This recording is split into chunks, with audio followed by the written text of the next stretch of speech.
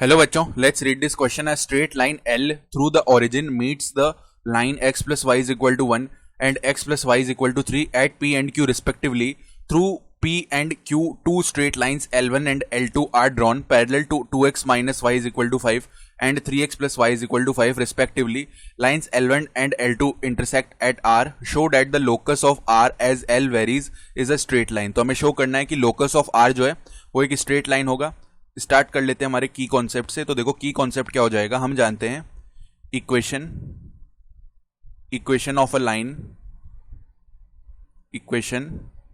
Line passing through the point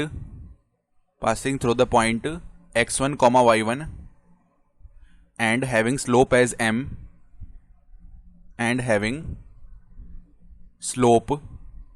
as m. तो इसकी equation देखो कैसे होती है. अगर L बोल रहे हैं इस लाइन को तो y minus y one is equal to m multiplied by x minus x1. ये होती है लाइन की इक्वेशन.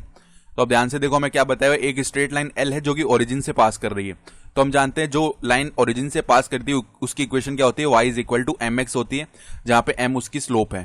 ठीक है, यानी ओरिजिन से कुछ ऐसी तो पास करेगी, यानी इसकी कुछ स्लोप m हो रही होगी और ये ओरिजिन से पास कर रही है तो y is equal to m x type इसकी इक्वेशन आएगी.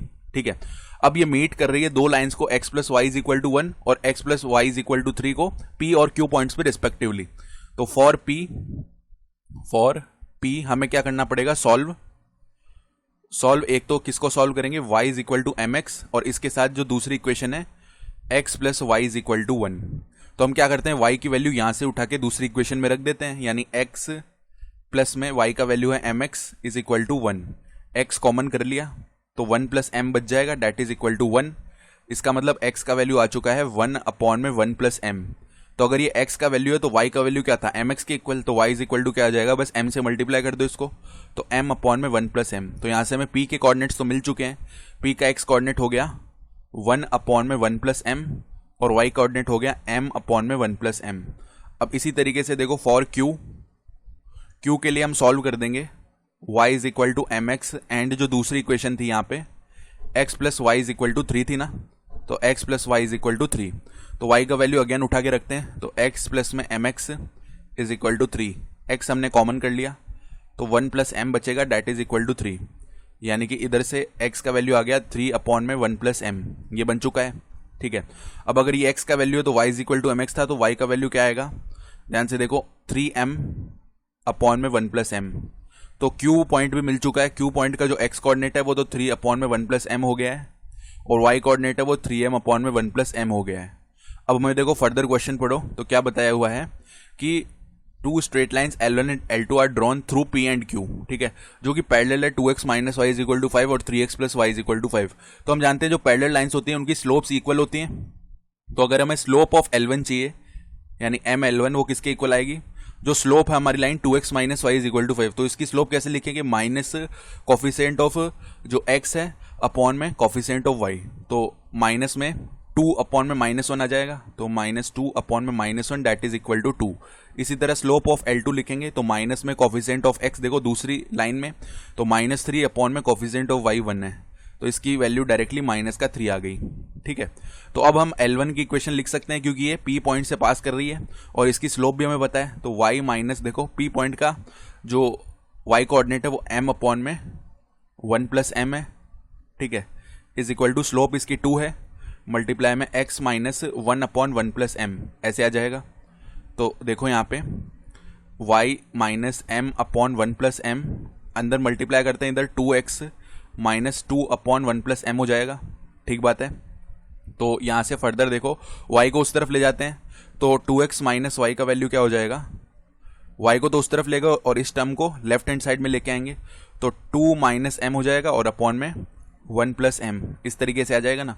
अब इसमें हम क्या कर लेते हैं, 1 ऐड कर लेते हैं, जिसका मतलब है 2x माइनस वाई प्लस 1 और इधर भी प्लस 1 करेंगे तो 2 माइनस m अपॉन में 1 प्लस m प्लस में 1 कर लिया. तो देखो क्या बनेगा इधर से 2x minus y plus 1 that will be equal to, यहाँ से ऊपर एलसीएम लेंगे तो 2 माइनस m प्लस में 1 प्लस m होल अपॉन में 1 प्लस m.